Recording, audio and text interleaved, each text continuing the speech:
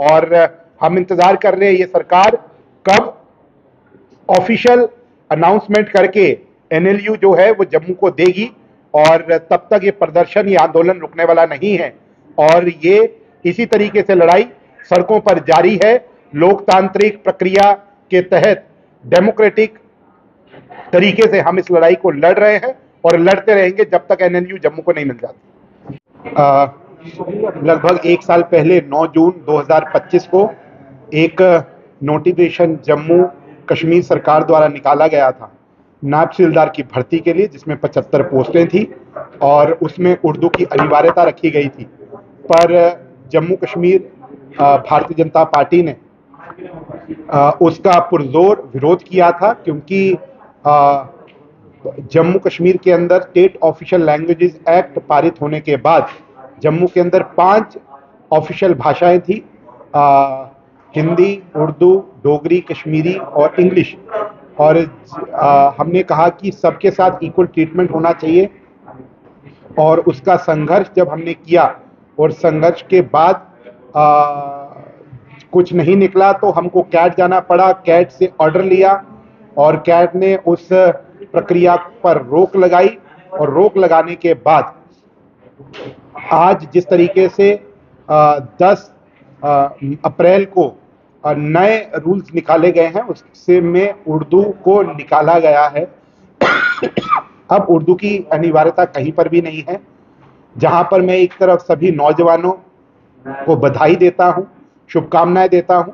वहीं पर मैं धन्यवाद भी करता हूं कि देर आए दुरुस्त आए। इस सरकार को 1 साल लग गया इस पर सोचते सोचते, और जल्द से जल्द वो नोटिफिकेशन निकाल करके नौजवान को मौका देंगे ताकि वो रिक्रूटमेंट प्रोसेस का हिस्सा बन सके और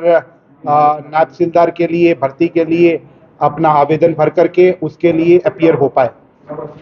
उसके साथ साथ एनएलयू जम्मू के लिए जिस तरीके से संघर्ष चल रहा है, 1 साल लग गया नायब तहसीलदार में न्याय होते होते। मुझे जरूर विश्वास है कि जिस तरीके से नौजवान अपनी एस्पिरेशंस के लिए सड़कों पर लड़ाई लड़ रहा है एनएलयू जम्मू के लिए, ये सरकार जल्द से जल्द संज्ञान लेकर के एनएलयू जो जम्मू का अधिकार है उसको देगी, वरना ये संघर्ष जो है इसी तरीके से सड़कों के माध्यम से चलता रहेगा और इस सरकार को झुकने पर मजबूर कर देगा, क्योंकि ये जो दायरा है और ये जो जिम्मेवारी है ये प्रदेश की सरकार की है, और प्रदेश की सरकार को इस पर निर्णय जल्द से जल्द लेना ही होगा, क्योंकि अपने आप में ये जो एनएलयू एक्ट है जो स्पष्टता से कहता है कि ये जो जिम्मेवारी है ये प्रदेश की सरकार की है, और ये मेरे पास एनएलयू एक्ट भी साथ में है। मैं ज़रूर बोलूँगा कि मंत्री एक बारी ज़रूर इस एक्ट को पढ़ें, और एक्ट अपने आप में कहता है, जिसका सेक्शन 3 कहती है the government may from time to time by notification in the official gazette establish 1 or more university under this act. और वहीं पर इसका सेक्शन 2 सब क्लॉज 9 कहता है government means government of Jammu and Kashmir.